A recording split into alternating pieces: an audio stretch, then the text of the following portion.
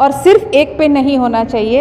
ये मैंने कहीं पढ़ा है कि उन्होंने 129 या कुछ यादी बनाई, 27 उतनी यादी बनी है कि ये सभी होटल इलीगल है। तो मैं आशा करूंगी कि बारी बारी में सबका नंबर आए, चाहे नमस्कार, आदाब। आप देख रहे हैं साबिर शेख के साथ ऑन रिकॉर्ड मीरा भाईंदर। 2019 विधानसभा चुनाव में भ्रष्टाचार को ख़त्म करने और ऐसे अनेक वादे करने वाले हमारे शहर की इंडिपेंडेंट एमएलए गीता जैन उस वक्त चुनाव में जीत पाने में कामयाबी तो हासिल कर ली थी, लेकिन अब शहर में चर्चा चल रही है कि उन्होंने जो वादे किए थे वो वादे पूरे नहीं हो पा रहे और वो नहीं कर पा रहे हैं और कहीं ना कहीं शहरवासियों को गुमराह किया गया। इस तरह की चर्चाएँ सोशल मीडिया पर अक्सर सुनाई और देखने को मिलती है। यही जानने के लिए हम यहाँ की जो एमएलए है गीता जैन, उनसे बात करना चाहेंगे। मैडम, जो आरोप लगाए जा रहे हैं और जो आपने वादे किए थे चुनावी प्रचार के दौरान, उन वादों का क्या हुआ? देखिए, चुनाव में एक वायदा, बहुत सारे वायदे थे जो मैं मानती हूँ कि थोड़े से लेट हो जाएंगे कोविड के चलते। हमारे पिछले 6 महीने में कोविड के कारण कोई काम नहीं हुआ है और पहले 3 महीने सरकार नहीं बनी थी। ये 24 को मैं 1 साल पूरा कर लूँगी, लेकिन 12 महीने में से 9 महीने करीब बिल्कुल भी कोई काम नहीं हो पाया है।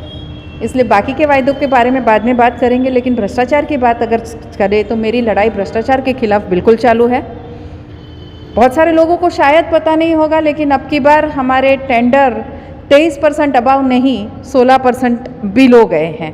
तो ये भी जनता का एक पैसा है जो बचा है। और ऐसे बहुत सारे छोटे मोटे काम, जैसे परिवहन में अब मैं लड़ रही हूँ कि इस तरह का भ्रष्टाचार वहाँ चल रहा है, लोगों को हैरान किया जा रहा है, कर्मचारी को 6-6 महीने से पगार नहीं दिया जा रहा है। तो इन सब के चलते ये ऐसे ठेकेदार, और अगर आप एग्रीमेंट देखेंगे तो वो ठेकेदार तरफी एग्रीमेंट है, बिल्कुल भी शहर का नहीं सोचा गया है, बिल्कुल भी कर्मचारियों का नहीं सोचा गया है। तो इस सब के खिलाफ मेरी लड़ाई जारी है और इसके खिलाफ मैं लड़ती ही रहूँगी। बहुत सारे काम नहीं हुए, लोग कहते हैं, मैं मानती हूँ बहुत सारे काम नहीं हुए। एक अहम काम जो नहीं हुआ वो भ्रष्टाचार नहीं हुआ। मैडम, भ्रष्टाचार की जहाँ तक आप बात करेंगे, मैं परिवहन पर भी आऊँगा। पहले भ्रष्टाचार की बात कर लेते हैं। अभी हाल ही में महानगर पालिका ने 10 दिनों के भीतर एक ही होटल मालिक के ऊपर कार्रवाई की है और किस्तों में वो कार्रवाई उसके ऊपर हुई है। उस होटल मालिक ने आरोप लगाया है कि उसे मनपा के बैठे जो भ्रष्ट जो अधिकारी है उन्होंने रिश्वत मांगी थी, उसने रिश्वत नहीं दिया, जो कि कीमत जिसकी लाखों में, वो रिश्वत नहीं मिलने के चलते ही उसकी होटलों को तोड़ा जा रहा है। जबकि उसी होटल मालिक ने हमारे मीरा भाईंदर शहर में जो कोविड का जैसे माहौल शुरू हुआ था, सबसे पहले आकर अपनी सेवा देते हुए करीब 3.5 महीने तक का अपनी होटल मुफ्त में दी थी। ये हम अगर ये कहा जाए कि उसने हम पर एहसान किया था तो ये भी गलत ना होगा। वो इसलिए कि उस वक्त सभी होटल वालों से जब बात की गई थी उनकी सेवा देने के लिए, तो होटल वालों ने अपने मेनू कार्ड दिए थे, रेट कार्ड दिए थे उनके, लेकिन ये एक होटल वाला ऐसा था जिसने मुफ्त में 3.5 महीने सेवा दी। आज उसी होटल वालों का डेमोलिशन हुआ। और भ्रष्टाचार की जो बात आप कर रहे थे, यहाँ पर खुले पैमाने पर भ्रष्टाचार दिखाई दे रहा है। अब आप क्या करेंगे, आपसे क्या उम्मीद रखी जाए? देखिए, सबसे पहले तो उस होटल के उन्होंने भले ही हमें सेवाएं दी, लेकिन वो लीगल है कि नहीं, होटल की बिल्डिंग, होटल, वो तो देखना ही पड़ेगा।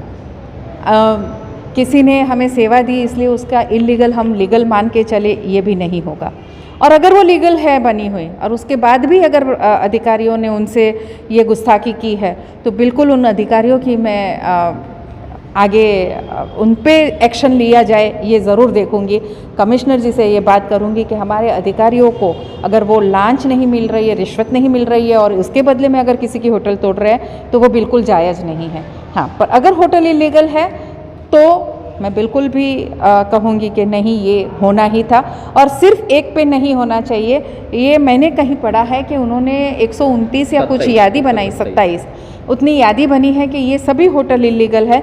तो मैं आशा करूँगी कि बारी बारी में सबका नंबर आए, चाहे भले पहला इनका आया, लेकिन 2nd 3rd नंबर भी इलीगल होटल पे हथौड़ा पड़ना चाहिए। अभी तो क्या आप उस जो मामला है होटलों का, 127 जो होटलों का जो अब विवादों में घिर चुका है, वो जो सूची बनी है कि उन होटल मालिकों ने ऐसा, जो यहाँ तक जो चर्चा चल रही है शहर में, कि अधिकारियों को, मनपा में बैठे जो अधिकारी उन लोगों को मैनेज कर लिया है और उन होटलों पर कार्रवाई नहीं होगी, तो क्या अब हम शहरवासी आपसे उम्मीद रखें कि उन होटलों पर भी कार्रवाई होगी जैसा इस होटल पर कार्रवाई हुई है? बिल्कुल। अगर मैंने फिर कहा कि इलीगल जितने भी यहाँ होटल्स है, लॉज है, बोर्डिंग है, उस पर कार्रवाई होनी ही चाहिए और मैं इस पक्ष में हूँ कि उस पर कार्रवाई ज़रूर हो। ये हमारे मीरा भाईंदर शहर के एमएलए गीता जैन हैं, जिन्होंने बताया कि जो 127 होटलों की जो लिस्ट जो मनपा ने जारी की है, जिनका कहीं ना कहीं अवैध काम उन्होंने किया है अपने होटलों में, उन पर भी ये कार्रवाई करने के लिए प्रयासरत रहेंगे और भ्रष्टाचार इसमें ना हो वो इस पर भी अपनी ध्यान रखेंगे। इस विषय में वो मनपा आयुक्त से भी बात करेंगे। देखने आने वाले समय में 127 होटलों का जो विवाद है वो और कितना गहराता है या फिर ये ढाक के 3 पात की तरह खामोश हो जाता है। आप देख रहे हैं आरिफ कुरैशी और साबिर शेख के साथ ऑन रिकॉर्ड मीरा भाईंदर। धन्यवाद।